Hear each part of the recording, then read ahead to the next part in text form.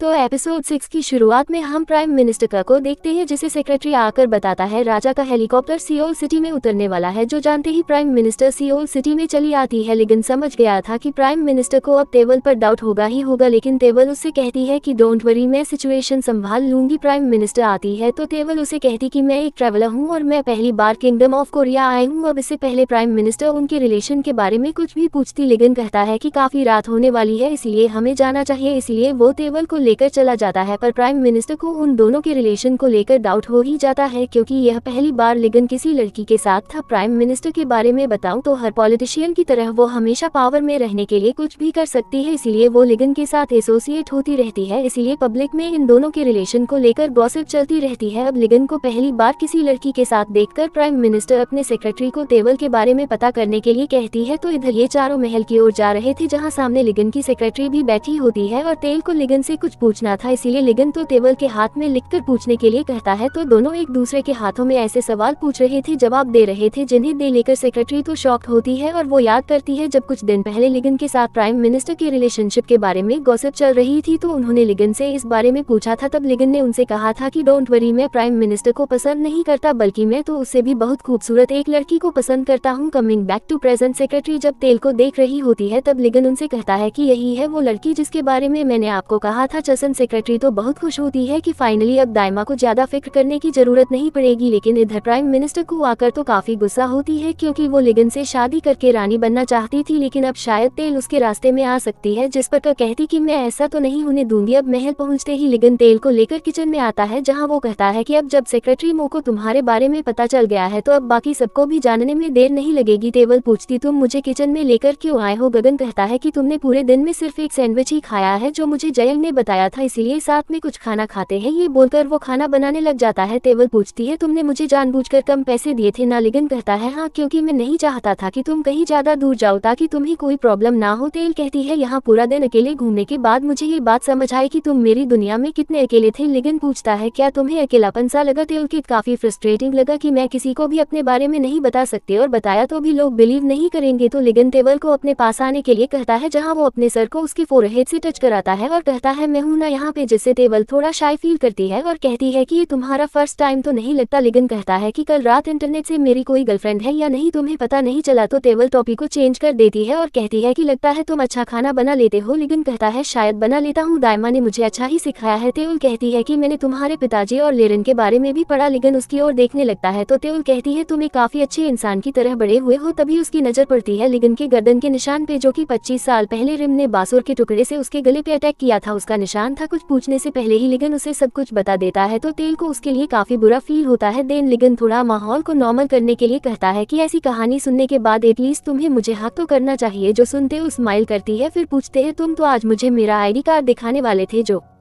तुम्हें 25 साल पहले मिला था, और वैसे भी अभी मुझे मेरे दुनिया में भी तो जाना है। जो सुन लिगन थोड़ा अपसेट हो जाता है एंड कहता है कि मैं तुम्हें कहीं नहीं जाने दूंगा, तुम्हें यही मेरे साथ रहना होगा। अब लिगन चाहता तो ऐसा ही था, पर वो टेल को फोर्स नहीं करना चाहता था, इसलिए खाना खाने के बाद बात करते हैं। कहता है सीन कट होता है। इधर हमें शिंजे को दिखाया जाता है, जो आज पूरा दिन टेल से ना मिलकर उसे काफी मिस कर रहा था। अपने स्लीपर्स को देखकर उसे एक फ्लैशबैक याद आता है। जब शिंजे हाई स्कूल में था तब उसे कुछ स्टूडेंट्स मिलकर बहुत मार रहे थे, तभी उन्हें एक लड़की की आवाज सुनाई देती है जो पुलिस को कॉल करके यहाँ की सिचुएशन के बारे में कह रही थी और यहाँ पर आने के लिए भी कहती है, जो कि उल थी वो के टेबल को माने जाते हैं, लेकिन टेबल उनकी बैंड बजा देती है क्योंकि वो तो बचपन से ही टाइकोंडो एक्सपर्ट थी। इसके बाद हमें पुलिस स्टेशन का सीन दिखाया जाता है, जहाँ उन सारे स्टूडेंट्स के पेरेंट्स उनको डांटते हुए घर ले जाते हैं। शिंजे की हालत बहुत खराब थी, लड़ाई में उसके शूज भी गिर गए थे, तभी टेल ने उसे अपने स्लीपर्स दिए थे और उसे अपने डैड के टाइकन क्लब आने के लिए कहा था, और टेबल ने ही उसे टाइकन सिखाया था, जहाँ से उनकी दोस्ती की शुरुआत हुई और शिंजे उसे लाइक करने लगा था। इधर prime minister national security council की मीटिंग बुलाती है क्योंकि कुछ बहुत बड़ी बात हो गई थी। इधर जयंग टेल के फिंगरप्रिंट्स फॉरेंसिक भिजवा है उसके बारे में पता करने के लिए, और पुलिस से लूना के बारे में पता करता है, जहां उसे पता चलता है कि लूना के नाम से तो बहुत सारी कंप्लेंट्स हैं, जिससे उसे टेबल पर डाउट होता है कि कहीं वही तो लूना नहीं है। लेकिन तभी उसे भी नेशनल सिक्योरिटी काउंसिल से अलर्ट का मैसेज आता है। इधर खाना खाते हुए लिगोन टेबल को उसकी आईडी कार्ड दिखाता है, जिसको टेबल भी देखकर हैरान थी, पर उससे पूछती कि ये तुम्हारे पास 25 साल पहले कैसे आ सकती है? ये तो मुझे कुछ दिन पहले पहले ही इशू हुआ था। लिगन कहता है कि अभी तक तो मुझे पता नहीं, पर 25 साल पहले मुझे एक मिस्टीरियस पर्सन के पास से ये मिला था और वही पर्सन इन सब की शुरुआत और अंत है, जिसे मैं हर हाल में ढूंढ कर रहूंगा। तभी यहाँ पर जयंग आ जाता है जो ONSC के मीटिंग के बारे में बताता है, जो सुनते ही लिगन यल से कहता है कि मैं तुम्हें कल सुबह तुम्हारी दुनिया भेजने वाला था, पर शायद तुम्हें अभी जाना पड़ेगा। तो हमें पता चलता है कि जापान किंगडम ऑफ कोरिया में अटैक करने की तैयारी कर रहा था, इसीलिए लिगन दाइमा से टेबल का सामान लाने के लिए कहता है। तो वो अपने रूम से एक बॉक्स लाने जाती है जिसके अंदर तेल का सारा सामान था, लेकिन उसमें से टेबल का अपना ID कार्ड मिसिंग था। दाइमा को समझ नहीं आ रहा था कि ID कार्ड कौन ले सकता है, इसीलिए वो पैलेस कंट्रोल रूम में कॉल करती है एंड पता करती है कि आज पूरे दिन में उनके रूम में कौन आया था। पर क्योंकि जयंग ने महल के सारे सिक्योरिटी कैमरा को ऑफ करने का ऑर्डर दिया था, इससे तेल के बारे में और किसी को पता ना चले, पर इस वजह से दाइमा को पता नहीं चल पाता कि आज उनके रूम में कौन आया था। तो वो बाकी सारा सामान लेकर लिगन के पास चली आती है। हाँ, लिगन जंग में जाने के लिए नेवी यूनिफॉर्म पहन लेता है। तो दाइमा उसे तेल के मिसिंग ID कार्ड के बारे में बताती है कि शायद किसी ने उनके रूम से वो ID कार्ड चुरा लिया है। जो सू लिगन कहता है कि मैं आपको समझा तो नहीं सकता, पर लगता है कि ये सब कुछ होना तय था। 25 साल पहले मुझे तेल का ID कार्ड मिलना और आज हमारे महल से टेबल का असली ID कार्ड गायब होना, ये सब आपस में किसी न किसी तरह जुड़े हुए हैं। दाइमा को तो कुछ समझ नहीं आता। तभी यहाँ पर जयंग आ जाता है तेल को लेकर। लिगन तेल से अकेले में कुछ बात करेगा कहता है, इसीलिए दाइमा और जयंग बाहर चले जाते हैं। तेल उसे नेवी यूनिफॉर्म में देकर पूछती है कि क्या तुम नेवी में हो? लिगन कहता है हाँ, अभी मैं किंगडम ऑफ कोरिया का कमांडर इन चीफ हूँ। क्या तुम्हें अभी मेरे बात पर भरोसा है? देवल कहती है हाँ, मुझे तुम पर भरोसा है। देन लिगन उसका ID कार्ड देता है और कहता है कि शायद किस्मत में ये तुम्हारे पास ही जाना लिखा था। तेवल पूछते क्या तुम भी जंग में जा रहे हो? लिगन कहता हाँ, बट डोंट वरी, मैं सही सलामत जंग जीत कर तुम्हारे पास वापस आऊंगा। तेवल पूछती सच में आओगे? लिगन कहता है क्या तुम मेरे लिए वेट करोगी? इस पे तेल कहती हाँ, मुझे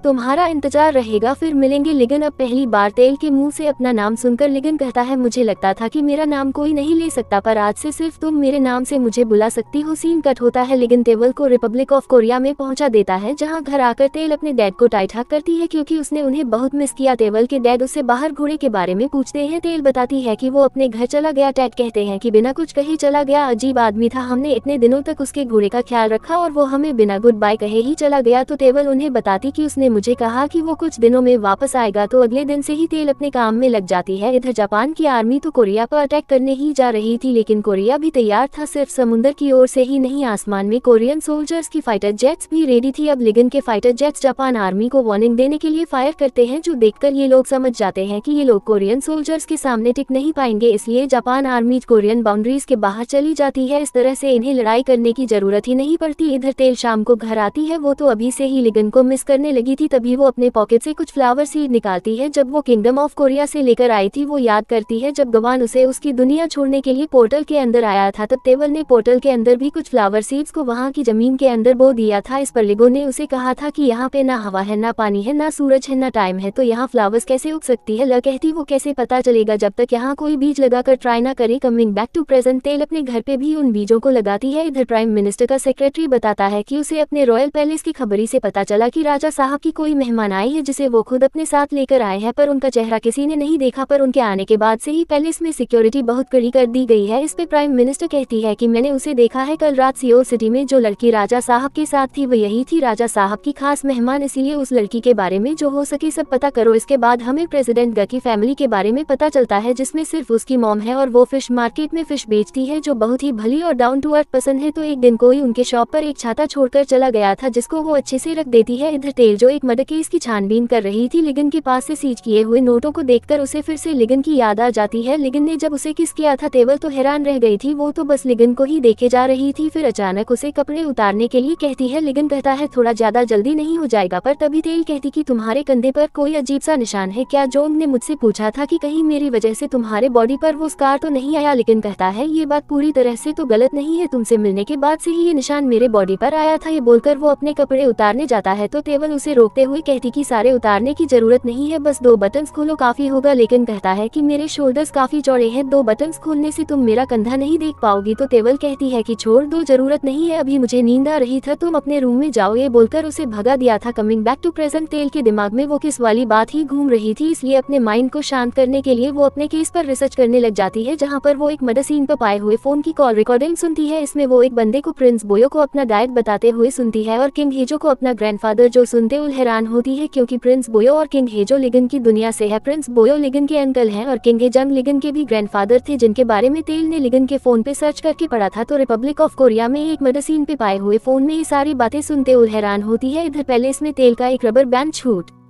गया था। लिगन तो उसे देखकर ही खुश होता है कि वो भी तेल को काफी मिस कर रहा था। दाइमा लिगन को बताती है कि अभी तक उन्हें तेल का आईडी कार्ड नहीं मिला, लगता है उसे किसी ने मेरे रूम से चोरी किया है, पर तुम चिंता मत करना, मैं उस चोर को ढूंढ लूंगी। तो लिगन ने कहता कि दाइमा आप कितना काम करते हो, बचपन से मेरा और इस महल का ख्याल रख रहे हो, हर चीज को आपने प्रोटेक्ट करके रखा है, आपने उस जादुई बांसुरी के टुकड़े को छड़ी में छुपाकर प्रोटेक्ट करके रखा। दाइमा कहती ये तो मेरा फर्ज है। उस गद्दार लिरिंग की डेड बॉडी जब हमें मिली थी तब मैंने उस बांसुरी के दूसरे टुकड़े को उसके पास ढूंढा, लेकिन उसके पास नहीं मिली, शायद समंदर में कहीं बह गई होगी। इधर जयंग को पता चलता है कि तेल की फिंगरप्रिंट उनके देश में किसी से भी नहीं मिलती। जोसन जयंग हैरान होता है, पर वह भी पुलिस को लूना के बारे में पता करने के लिए कहता है। अगले दिन प्रिंस बोयो लिगन को सच बता ही देते हैं कि 25 साल पहले रिम की जो बॉडी मिली थी वो गद्दार रिम की नहीं थी, क्योंकि उस बॉडी का पोस्टमार्टम करने के बाद मुझे पता चला था कि वो बॉडी तो बचपन से ही अपाहिज थी, पर सबसे शॉकिंग बात तो ये थी कि उस बॉडी की फिंगरप्रिंट्स और डीएनए तक गद्दार रिम से मैच करता था। इसलिए ये जानकर भी कि वो बॉडी असली गद्दार रिम की नहीं थी, मुझे तुम्हारे और हमारी देश के फ्यूचर के लिए वो झूठी रिपोर्ट देनी पड़ी, जिससे लिगन तो कंफर्म हो जाता है कि ये रिम जिंदा है। परम तभी रिपब्लिक ऑफ कोरिया में लिलिम को देखते हैं, जो कि नारी के कैफे में आया था। यहाँ से जाते हुए बहुत बारिश और बिजली कड़क रही थी, तभी उससे यसो के जुड़वा भाई बहन टकराते हैं। तो हम देखते हैं रिम के फेस पर भी वो अजीब सा स्कार होता है, जिसे ये दोनों देखकर डर जाते हैं। रिम के जाने के बाद ही वहाँ पर निसोप आ जाता है, तो काबी रोते हुए उसे बताने लग जाता है कि उस आदमी का चेहरा बहुत डरावना था। तो यनसोप ने शांत कराकर घर ले जाता है। इधर लिगन समझ जाता है कि लिरिन ने इस बांसुरी को हासिल करने के लिए उसके डैड को मारा है, और अगर वो अभी जिंदा है तो अब वो ये बांसुरी के दूसरे हिस्से को भी हासिल करने के लिए मेरे पीछे आएगा। सीन कट होता है रिपब्लिक ऑफ कोरिया में। तेल घर लौटते ही लिगन को अपने घर के बाहर देखती है, उसे देख वो काफी इमोशनल हो जाती है, तो वो भाग के जाके उसके गले लग जाती है। गोन अपने मन में कहता है कि अगर रिम जिंदा है तो अब मेरी वजह से तेल भी खतरे में है। तो इसी के साथ एपिसोड नंबर 6 का एंड यहीं पर होता है। वीडियो पसंद आई तो वीडियो को लाइक कर देना, चैनल पर पहली बार आए तो do subscribe and hit the bell icon. मिलते हैं अगले पार्ट में, तब तक के लिए टेक केयर एंड बाय।